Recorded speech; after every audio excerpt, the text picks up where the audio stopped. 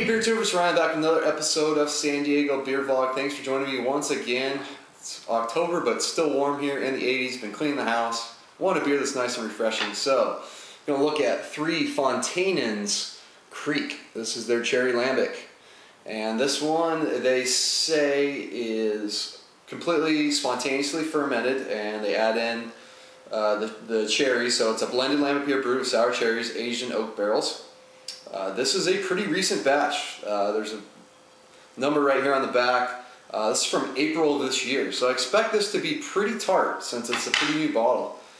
And this one, I had a little period where I couldn't really find it very much, but I reviewed the regular goose with Peter like a while ago. We did a collaboration with Peter Master Hoppets, so he reviewed their Kriek like not too long afterwards, so I got a nice pop on there. And I finally got around to giving this one a try. Looks like we're going to get a lot of head for a little bit on this one. Using my Cantillon glass for the first time. And yeah, just a really, really nice looking Kriek. Very, very bright ruby red. It has a cherry red kind of, I mean, we had about a finger head. It's really fizzling away. Good amount of carbonation streaming up from the bottom. Kind of expect that. Very acidic beers, these lambics, so the heads don't last a long time. Plus it doesn't have those proteins to really help form a stable head. I don't know if they have the ABV on this one. I don't see it. So, oh, there it is, 6%. Kind of what you expect for a lambic. Let's put the nose on. Definitely has that kind of barnyard funk with cherries. Very natural, tart smelling cherries. Get like a nuttiness from it, so that's probably from like the cherry pits. You know, you get some wheat. Very slight kind of funk notes on it.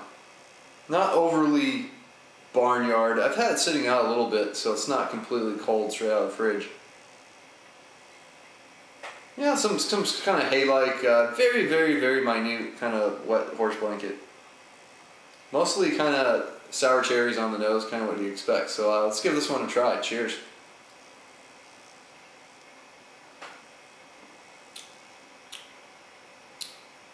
Yeah, very tart up front. First sip, it's always just mouth puckering for a lot of these beers.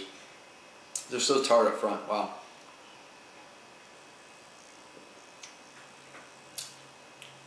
First thing I notice right away is how smooth this is.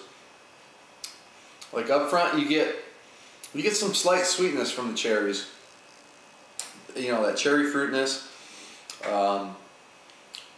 Just a really nice kind of wheat character that you get in these things. Use that unmalted wheat to give it a nice kind of creamy mouthfeel almost. But then the back ends where you really get the acidity of the beer coming through. Up front, carbonation, tartness. Kind of leads into the little bit of that funkiness. That sort of wet kind of blanket, wool, kind of hay, barnyard kind of funkiness. Not overly funky though. The back ends where you get a lot of the tart cherries.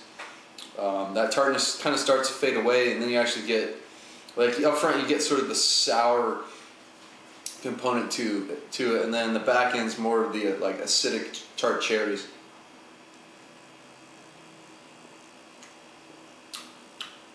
Really refreshing beer.